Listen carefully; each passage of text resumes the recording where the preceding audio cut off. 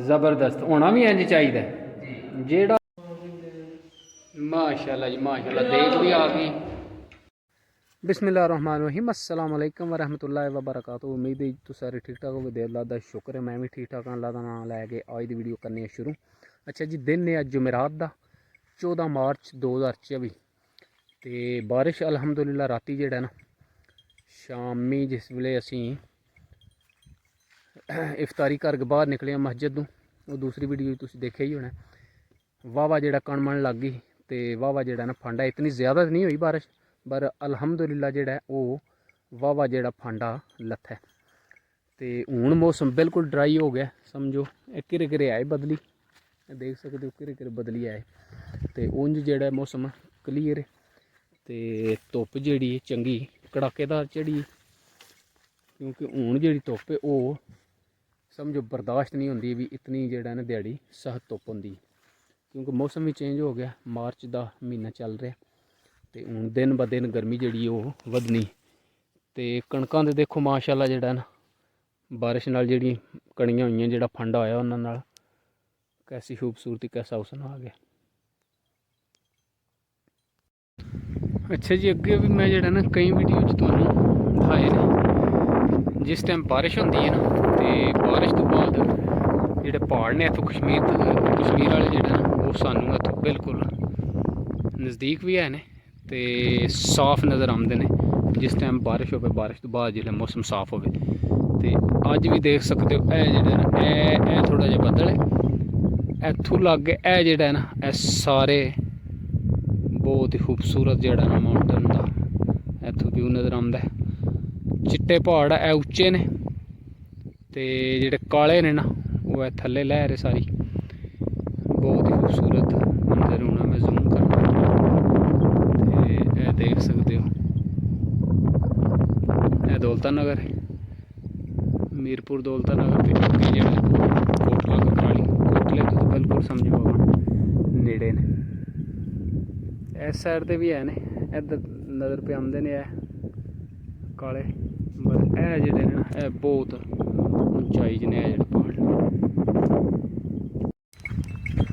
अच्छा जी टाइम हो गया 3 का तो माल जेह्ड़ा लैके मैं हूँ जाना पां घर दिहाड़ी तो इन्नी सुबह को नहीं इन्नी हवा ही हूँ जेह्ड़ा हवा चंगी तेज़ भी झुलदी पर धुप्प जेह्ड़ा वो भी अज सुबह की कड़ाकेदार चढ़ी जी।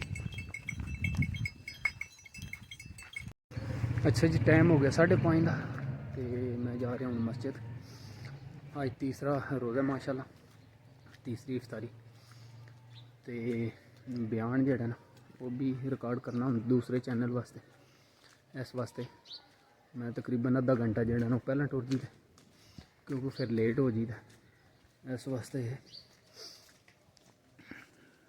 अस्सलाम वालेकुम जी क्या हाल ठीक हो अल्हम्दुलिल्लाह माशाल्लाह जी माशाल्लाह। अस्सलाम वालेकुम क्या हाल है हबीबुल्लाह ब्रदर। अच्छा जी माशाल्लाह हबीबुल्लाह ब्रदर जेह्ड़ा ना सारियां नाल पहला आंदा है कल भी तुसीं देखे होने वीडियो च सारियां नाल पहला आन के जेह्ड़ा फ्रूट रोज़ेदार वास्ते तैयार पे करदा ते अज भी माशाल्लाह मैं हूँ आया टाइम अभी काफ़ी है पर माशाल्लाह जी जेह्ड़ा माशाल्लाह जबरदस्त होना भी इंज चाहिए जेड़ा उन्हें आखा कम होवे उन्होंने टाइम नाल आन के बंदा कर ले लेट होने का तो फायदा ही नहीं ना। माशाल्लाह माशाल्लाह जी माशाल्लाह देख भी आ गई जिंदाबाद माशाल्लाह जी।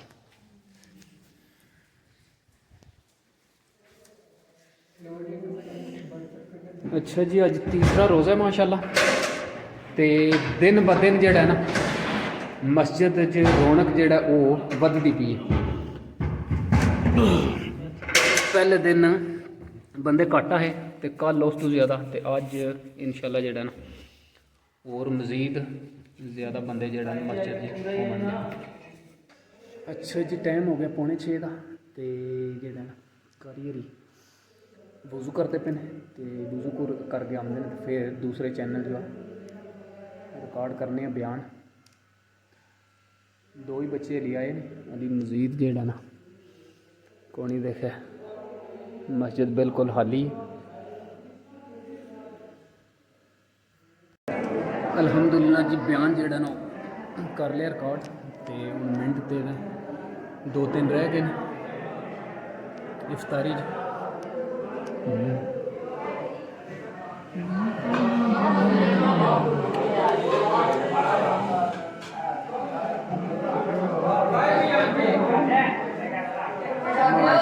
माशाल्लाह रौनक लगी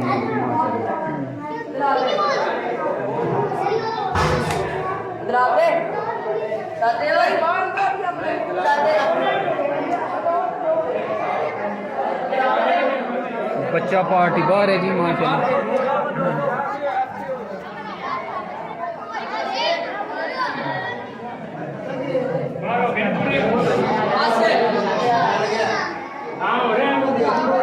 माशाल्लाह जी रौनक लगी ने। जो मन थे ना बहुत ही बरकत वाला मस्जिद जो रौनक लगी रहने।